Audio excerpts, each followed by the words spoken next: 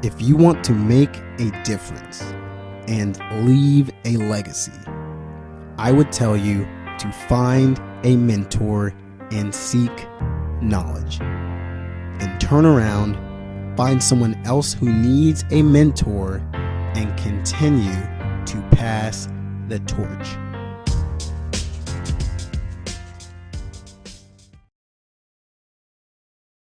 All right, we are on another episode of Pass the Torch podcast. Tonight we have Dominique Thompson. She is the founder and CEO of IntrepidHR Consulting Group, which partners with small to medium-sized businesses in the public, private, nonprofit, and with some government agencies. Her goal is to teach business owners how to structure, grow, scale their businesses, how to protect their business and their employees with an emphasis on law and compliance. Dominique is an HR professional and practitioner and serial entrepreneur with experience of more than 12 years. She is a mentor, a small business coach, and an advocate for women entrepreneurship. With the founding of SHEpreneur, Dominique mentors and empowers women to dream, go after their dreams and passions that drive them.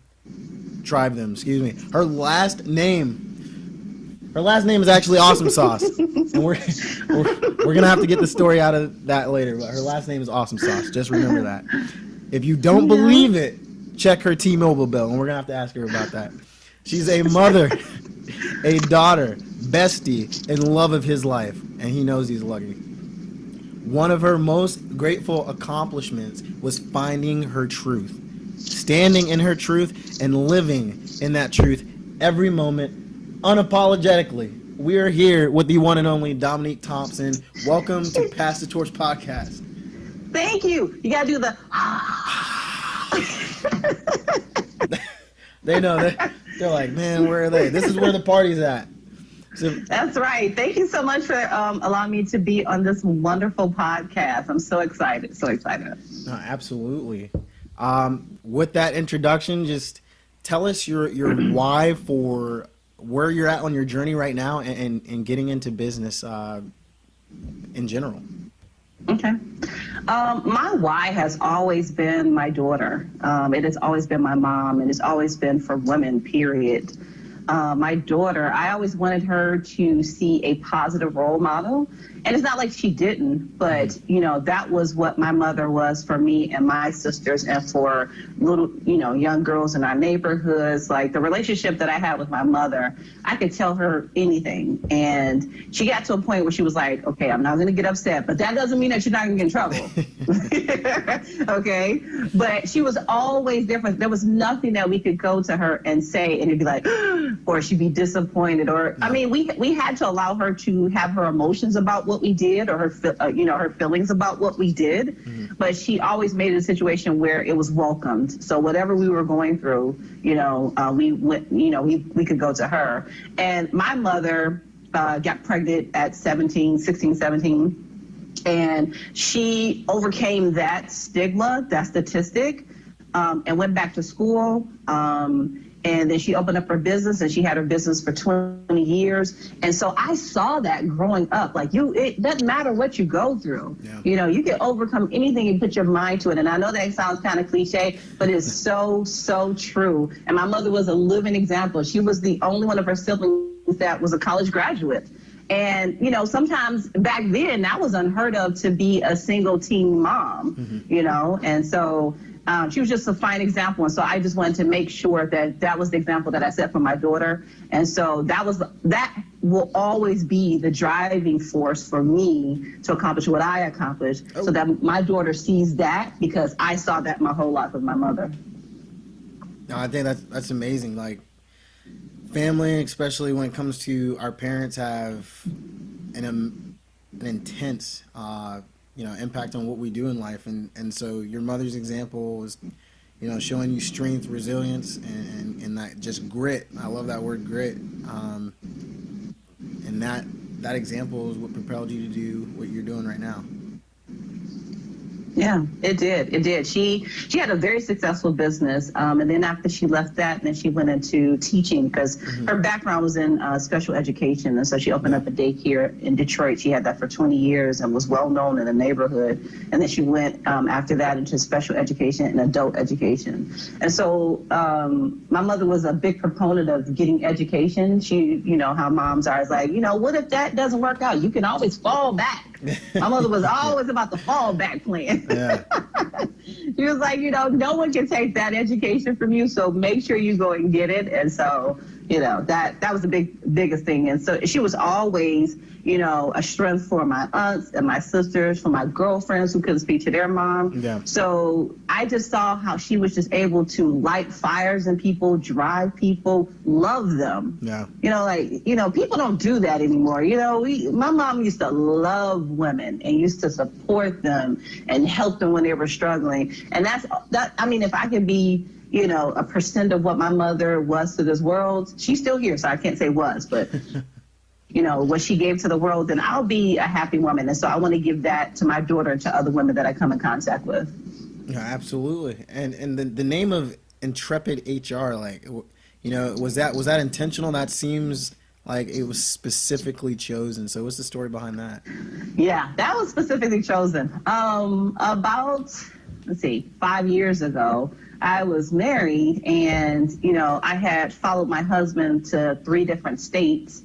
And I wanted to open up my own business, you know, because I had that entrepreneur blood in my veins, you know. And so we had a business together, and, you know, we grew that to a 6-figure business. And I was like, okay, so it's my time. And, you know, he was like, why don't you wait? And I'm thinking, I've waited 10 plus years to do this. And so why can't I do it? And I see the fear, I guess, in his eyes of not wanting for me to do that. I'm not really sure what his reason was, but, you know, it was disappointing. And then eventually the marriage was dissolved, and I was on my own after 13, 15 years. And I was like, I gotta do this. I gotta do this. And so I allowed fear, I allowed doubt, I allowed a lot of people saying you can't do it, you know, to take me off of the road to try to do my own business. And so when I said, this is it, I'm doing it, I was like,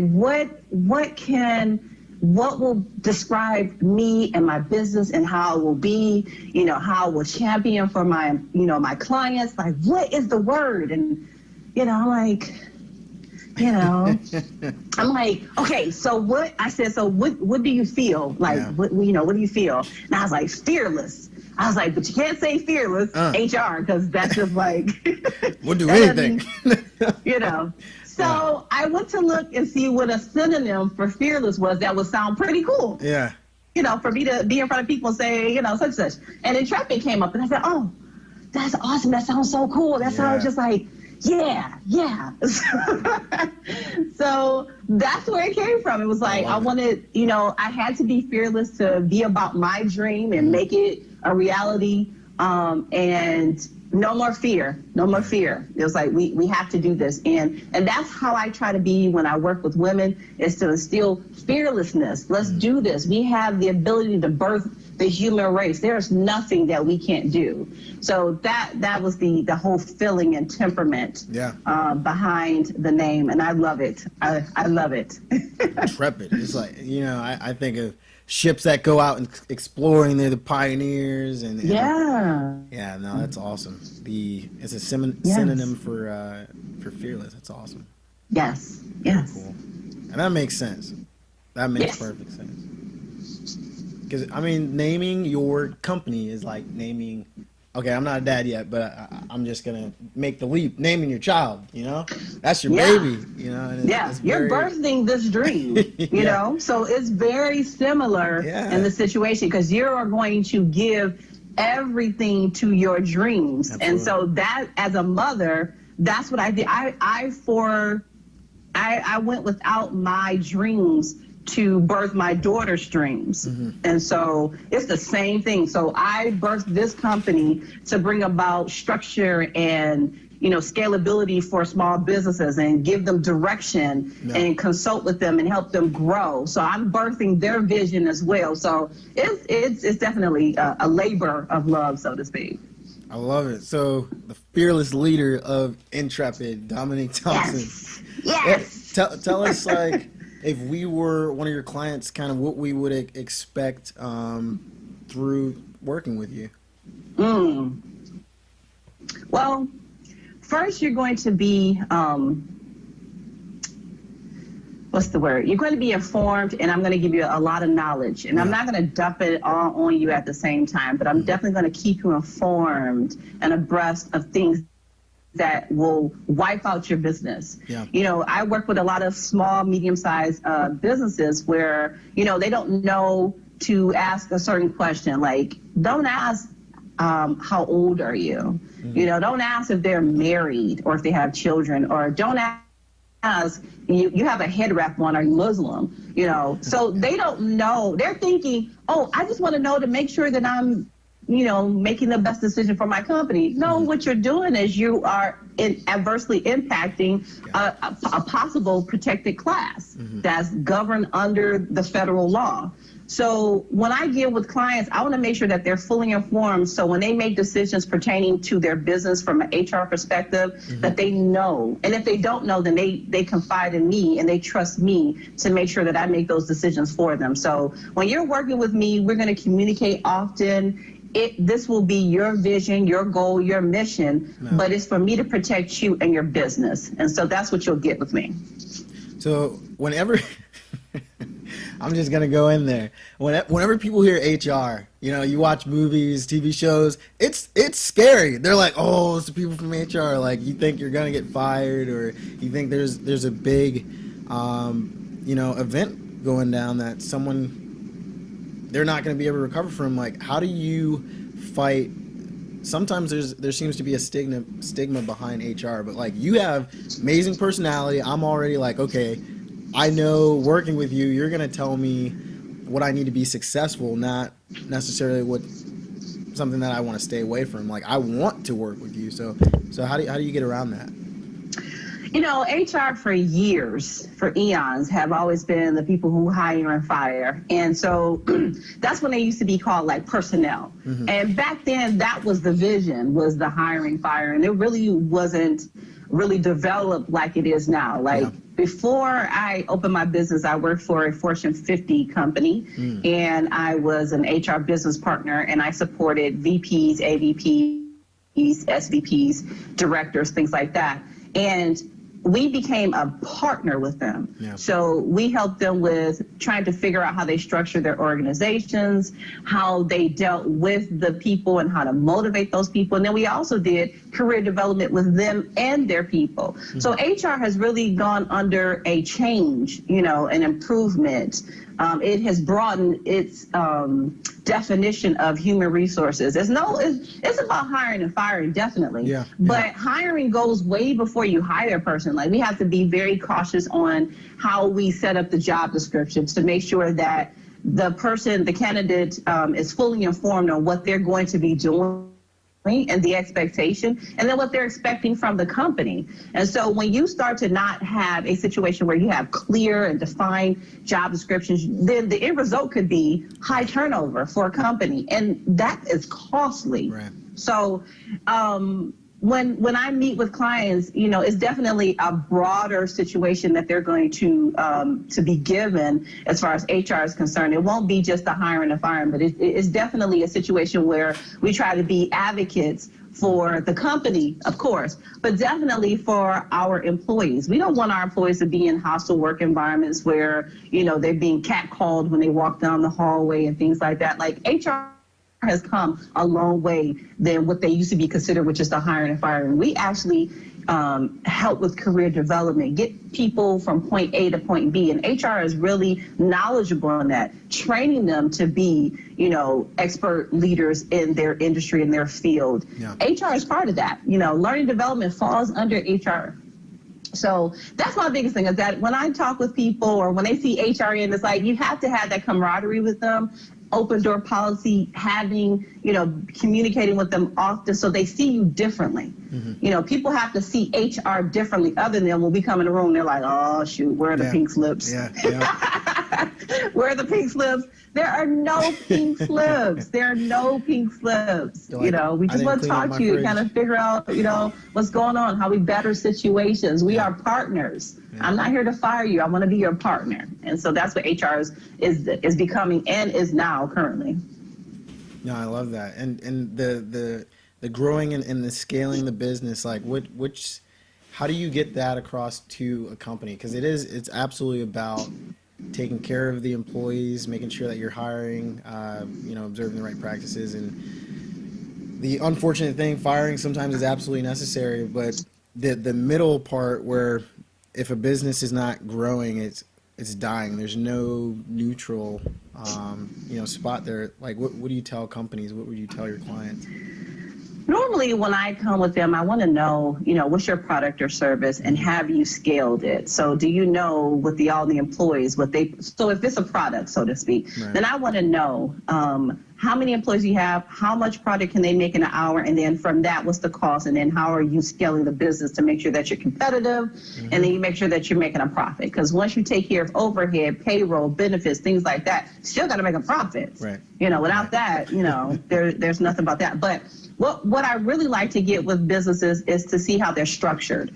Structure is going to tell me everything. Your handbook is going to tell me everything. Your policies is going to tell me everything. Even before I even step foot on at your company, I want to know what you're implementing as far as structure. Structure is the cornerstone of every successful business. If you don't have structure, then you have mayhem. And when you have mayhem, you don't make any money. So when I get with companies, I want to see your structure. Okay. I want to see your structure, and I want to see how you deal with your employees. That is going to tell me everything if you're going to be successful or not. So I try to come in with implementing structure. That's the biggest thing. That's my area of expertise. Okay. And structure is what makes companies successful, and that's what makes them grow, and that's what makes them profitable. And if they don't believe it, that's probably because they're suffering right now. Yeah. So what are your thoughts about, so you have like a law firm, they're creating their structure. It's going to be probably a little bit different than your now millennial startup. Like, would you allow for that different, different personalities, different practices there? With your startup, you might not have the same rigid rules, because if it's a law firm, you're going to have to do X, Y, and Z, and there's no getting around that. But with a startup, that structure, especially with different companies, they don't have like the CEO, the COO, and everything like that. Is that allowed, or would you say that businesses are getting away from structure too much, especially new startups? Well, it depends. I believe that every company needs structure. Mm-hmm.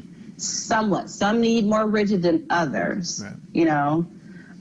But it's all about company culture. Mm-hmm. So then that's a different thing from organizational structure. Talking about company culture. Mm-hmm. So when you have, like, I have a client who is a tech company, so they're a little bit more loosey-goosey.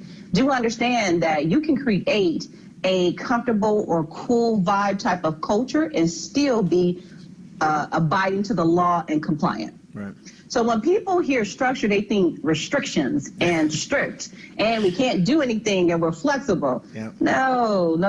When you think about a house being built, it has a structure. It has a foundation. Now, how you build it out is however you want to do it. If you wanted to have a loft inside, if you wanted to have a flat roof, if you wanted to have a pointy roof, or if you wanted to have a patio on the back, doesn't matter. That's the variety. But at the basis of the situation, it has structure and it has a foundation. And so you build off of that.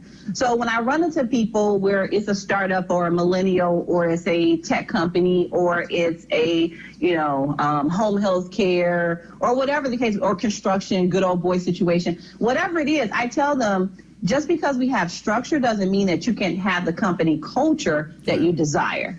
And so I don't want to get rid of your mission. If your mission is laid back, totally understand that. But we have to be careful that when people get comfortable in work situations, things are said, things are done. And so we are like, oh, okay, we got to pull back. So to not have that type of situation, I tell them we can have structure, but we can create the company culture that you want.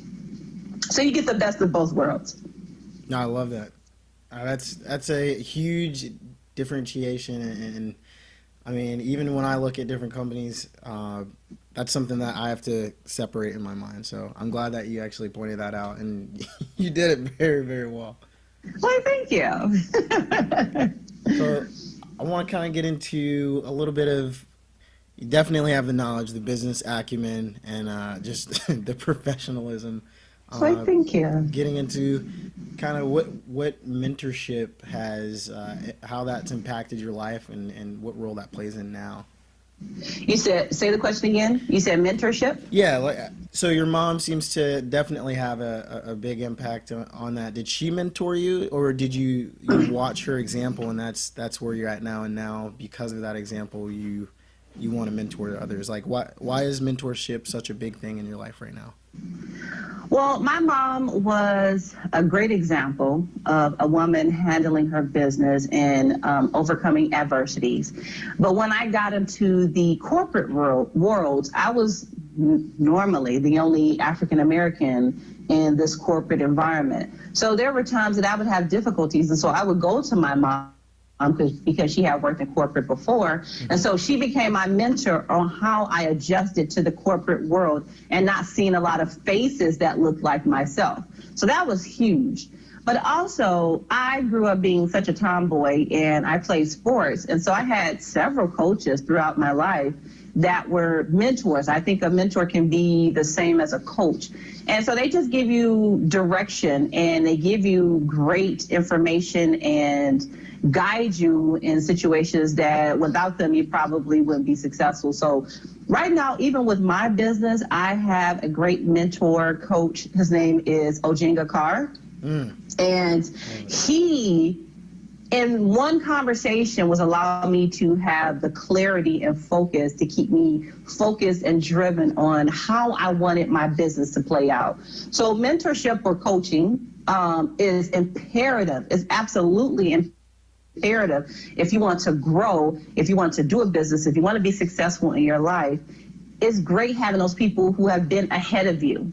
So, I mean, we all can live our life and be successful without a mentor, but do understand that without it, it may take longer in your life. Yeah. You know, I tell people that I love meeting new people because they bring in perspectives and experiences and things in their lives that if we lived forever, we probably wouldn't be able to experience. And so that's great with having a friend who is Indian, or having a friend who is from Mexican or Spanish descent or African or whatever. Like one of my best friends is Italian, another one of my friends is Latina, and they just give a perspective that growing up in Detroit, you know, Yeah. I was exposed to that, you know, and so I am a big proponent of having, you know, a mentor or a coach, because it helps you keep focused and give you a direction and help you with your mission and with your vision that you want for your life or for your business or for your love life, you know, whatever it may be. That's huge, especially in the business world. A lot of people just are floundering right now, just quite simply. And I'm an entrepreneur myself, and it's hard. People don't realize how difficult starting a business is, and then actually sustaining that. And a lot of businesses don't last 5 years, let alone 50 years. So you have to open yourself up. You have to be humble. And like you said, meeting new people, understanding that, especially today, mentorship doesn't look like it used to look like. It's not only young people to old people, older people. It's peer mentorship is big now. I think bigger than it used to be as well. So that's why I love meeting people through this podcast too, and just right now learning your story, hearing your journey and your experience, that to me is a form of mentorship. Like every single time I do this, so it's pretty exciting for me to just get to listen to you talk. Oh, thanks. Yeah, we all should be learning from each other. All of our stories are important. All of our stories need to be heard. All of our stories are valuable. And so we can't say because someone looked different from ours that their story isn't valuable, that is not needed in this world. And so I have friends from all spectrums of the colors, and I love it and I appreciate it. And it's needed because it enriches our lives. And I hate when people say you're not tolerable. We shouldn't be tolerable. We should be accepting and inviting. Right. We should always be inviting. Always. We got to be louder than those voices. Because especially when we have conversations like this, we realize how similar we actually are. Oh, yes. Versus different. Oh, yes. You know. Because the adversity is an adversity. It's not a different adversity because you're a different culture. Oh, yeah. And adversity is an adversity. And we've all had it. And we've all have figured out a way to overcome it. And so all of us can learn from each other so that we don't have that same adversity. Definitely. And speaking of adversity, I just want to hear about how you're advocating for women entrepreneurship. I know that's near and dear to you. What's your vision for that? What's my vision for it? Well, from an HR perspective, I would love for women to be paid the same amount as a man when they do the same job. Preach.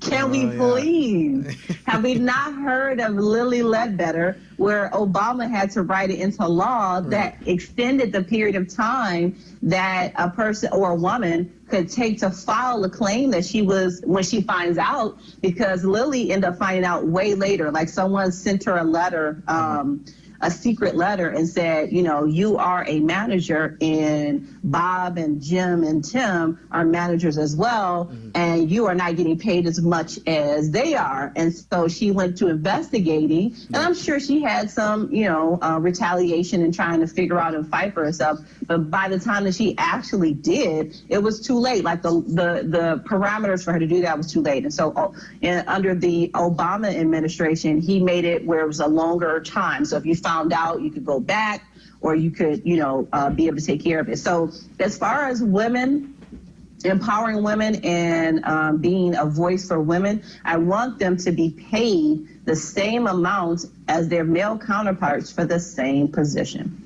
If you are using a job description to choose a candidate and potentially an employee, then that means that you are scaling every candidate according to that job description.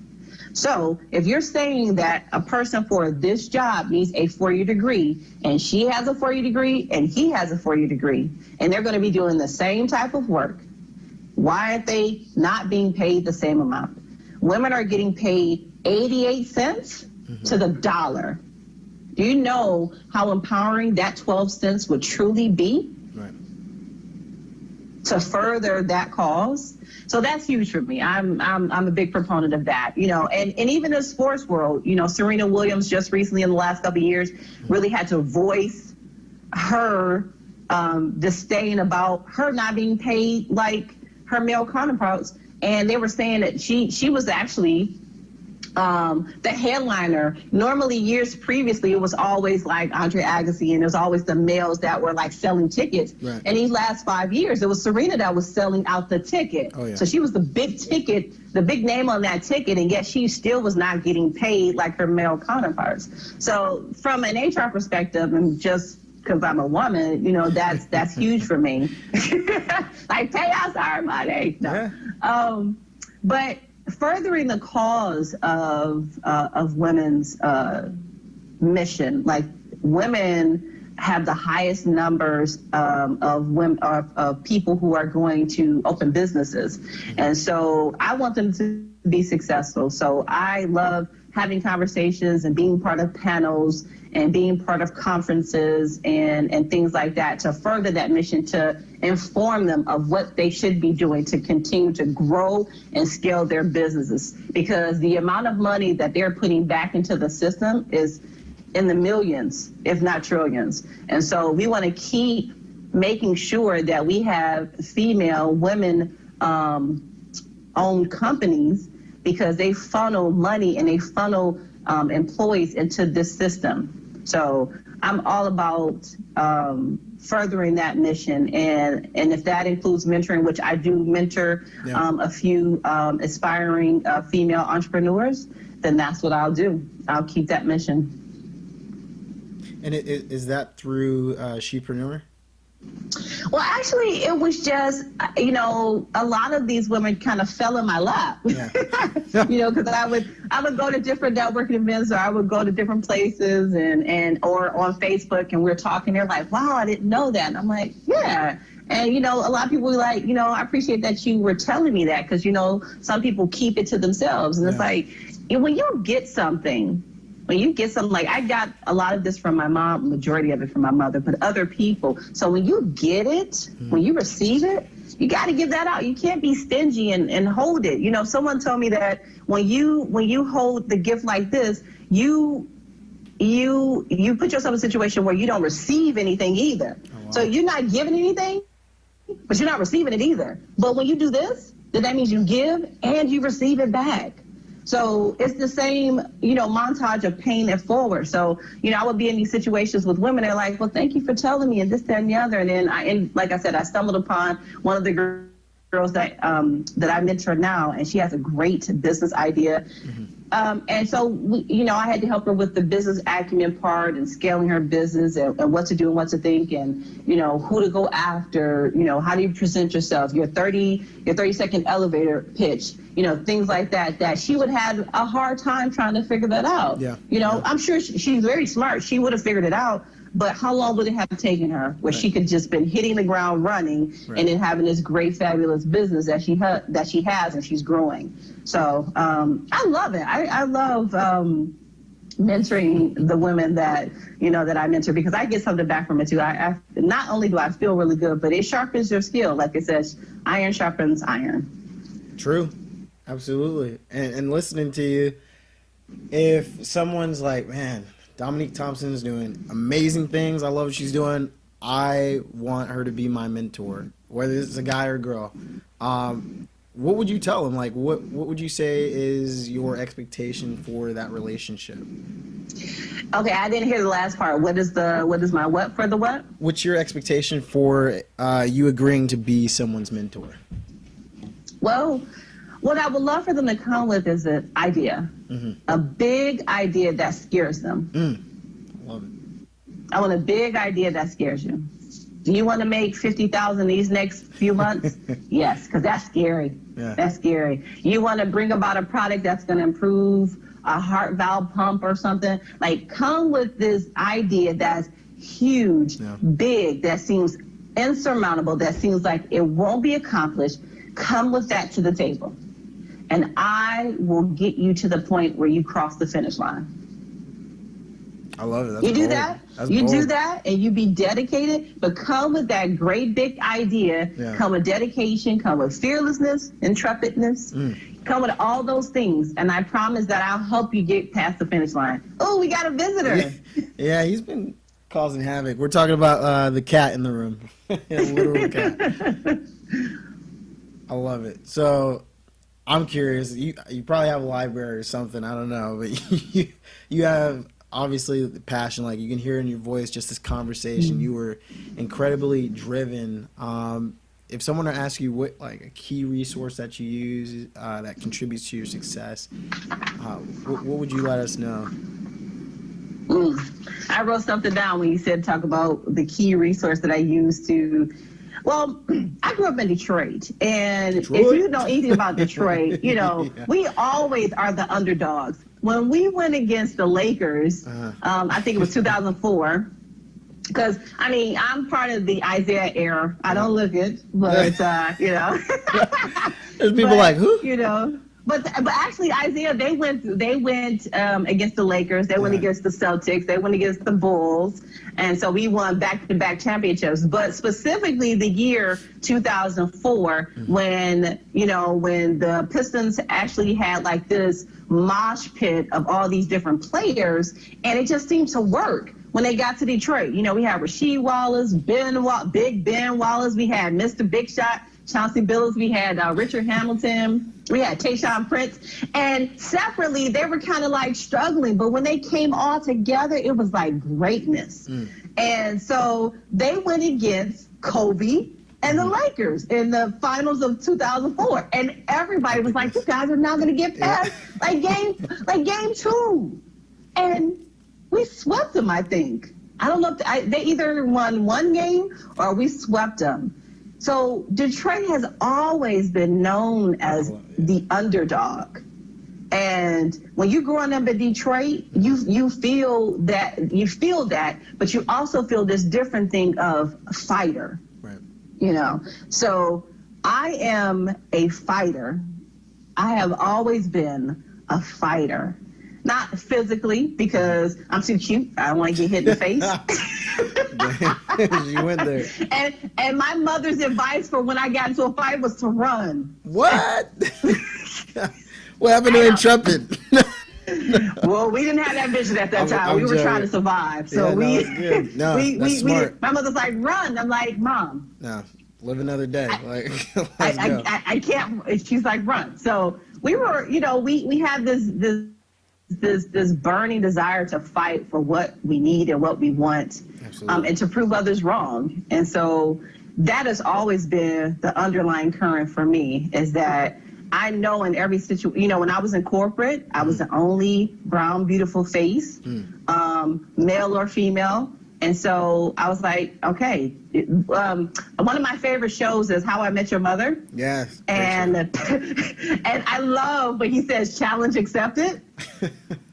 Love that. And so in every situation in my life where my face was the only brown, beautiful face there, I was like, challenge accepted. Let's do this. In every situation. And getting pregnant way too soon, it was like, challenge accepted, and so I went on to do what I needed to do. So, that is something that I would encourage someone, is that make sure that you fight for your dreams. Let that be the fuel that lights that fire within you. Don't give up. Don't fall into the trap of believing what people say, because what they're doing is that they're putting their expectations of fear or whatever it is on you, because they wouldn't be able to do that.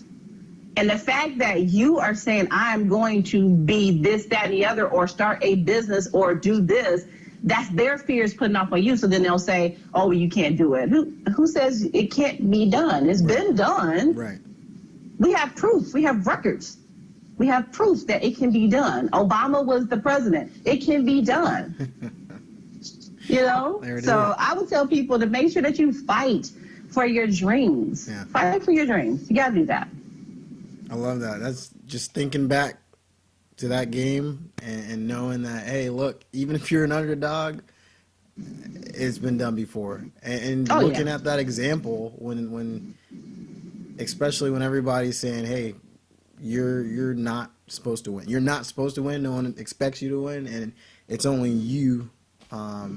That's hard. That's probably one of the hardest things when you don't have support behind you. But if you want it enough, go after it. That's it. Yeah. If you want it enough, you need to go do it. But make sure you have the steps in place to accomplish it, because building blocks. Absolutely. As it goes on, it gets rough, more rough. It gets to a point where you want to give up, and you're thinking, why am I doing this? So that I love the question that you asked at the beginning. What's your why? Yeah. What's your why? Because your why needs to drive that. And aside of that, you need to be planning, implementing the process, and executing that plan. That's it. You make it sound easy. Like I'm ready. I'm like, whoa. When you put it like that, let's go. Man, if it was only so easy. I know, seriously. No, that's awesome. All right, we're gonna go to. This isn't a crazy hard, but it's a little bit of a deeper question. What is the hardest obstacle that you've ever had to overcome, and how did you do that, with or without the help of a mentor? Okay, I wrote down some answers. Let's see here. What was the hardest? You said, what was the question again?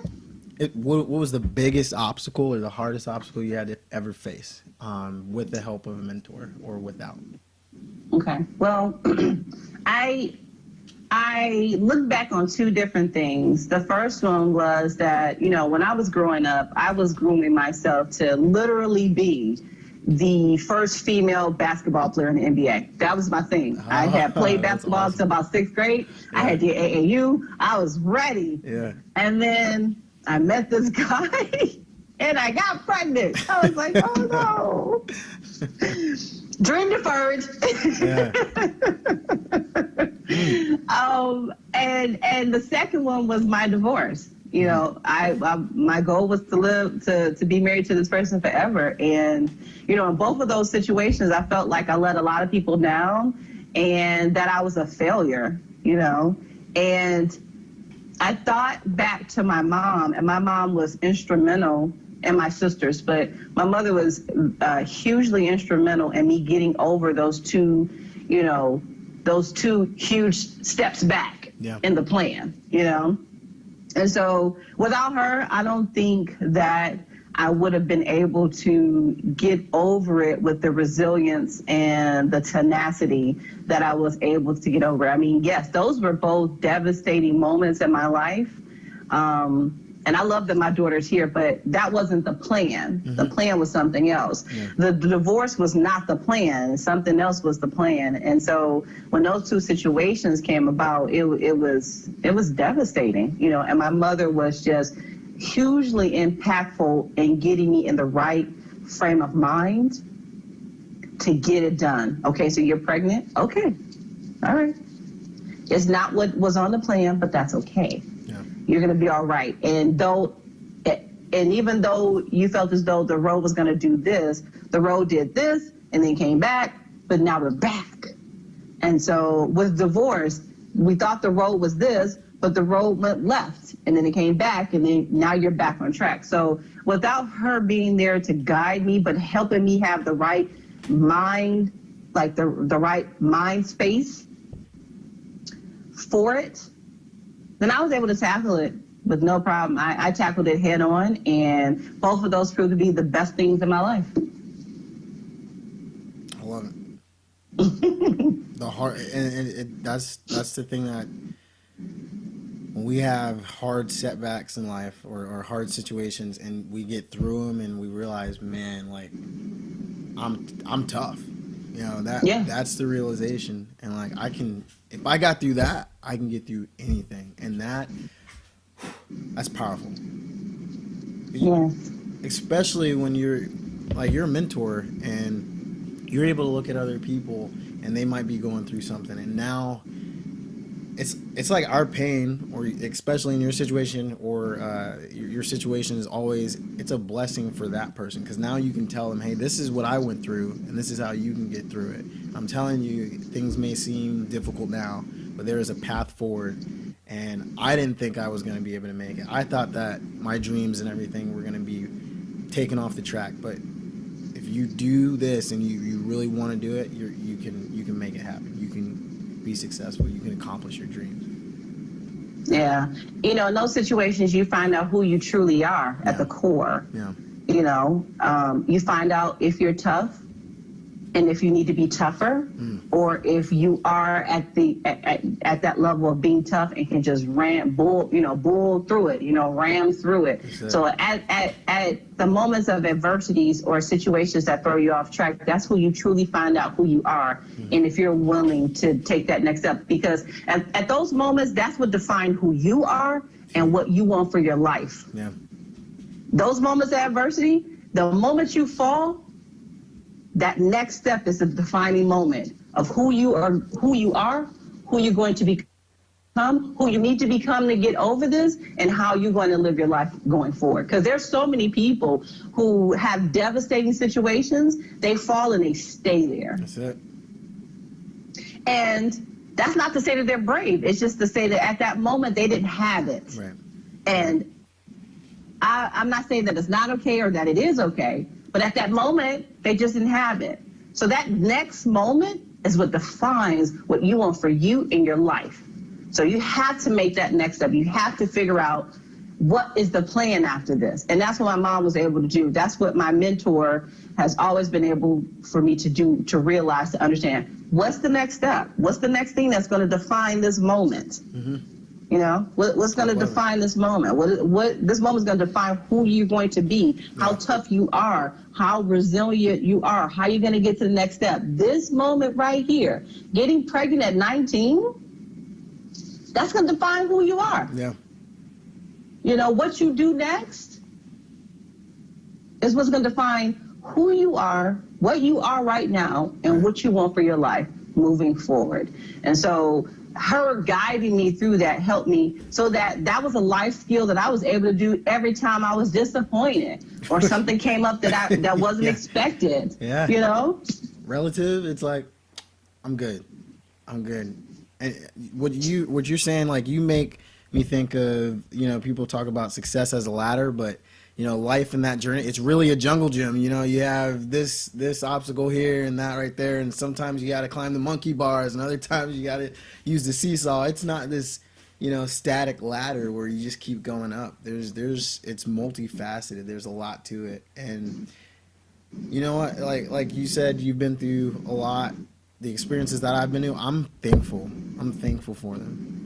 The hard ones, especially, because I can look around and say, man, been through that. And your example, I'm able to be like, you know what, Dominique's been through some difficult situations, and she made lemonade. She has her own lemonade stand. She's giving it like beautiful juice. You know what I'm saying? Like, you're on a podcast right now where people are going to be able to hear about your experiences, and they're going to play this over and over and be like, I got this. I asked you for your, actually, I haven't asked you for your mantra. That's the next question. But your words are going to be other people's mantras. And I think that's pretty special. I'm being selfish right now because you're inspiring me. Like, I'm through this conversation just with you and I. So that's pretty amazing. Yeah, thank you. That is amazing. That's amazing. I'm getting mentored. Here I am trying to do this show for other people, and I'm like, yes! I'm sitting here like, oh, okay, all right, let's go. I'm about to put on Space Jam, talking about basketball. You got me all motivated. Let's go. So, talking about mantras, is there a quote, a short poem? Maybe it's something that you think about all the time, or you read that, especially when times are hard, that keeps your passion on fire. Well, for me, doubt was always in the back of my head, you know, negative thinking. And so I had to always figure out how to combat that in order to be successful. Mm-hmm. And so recently I had, before I figured out the system, you know, I would allow it to dampen my mood, my spirits, and then I figured out how to get through it. You know, I let it happen and I saturated in it. But recently, I follow Lisa Nichols, and she's a motivational speaker. And she was talking about, you know, she has doubts in her head about being successful, things like that. And so what she was stating for us to do was to write all of the doubts, the lies that you tell yourself. Write them down. Because when you write them down, you expose them. Right. You expose them. You expose them as the lies that they are. But the question is, since you know that they're lies, then what is the truth? And so from that, I always started living in my truth. I know my truth. You know, I know my truth. Yeah. You know your truth. At the end of the day, write down all those lies that you tell yourself. You're not pretty. You're not skinny. You're too fat. You're not smart. You're not intelligent. You're not beautiful. You can't do this. But those are lies. So write them down. Write those lies down. Expose them for what they are, which is untruths. Mm-hmm. And then you start telling yourself, what is the truth? The truth is, you are amazing. You can do this. You can totally kick ass and accomplish the dream that you want. Because the difference between dreams and reality is execution. There it is.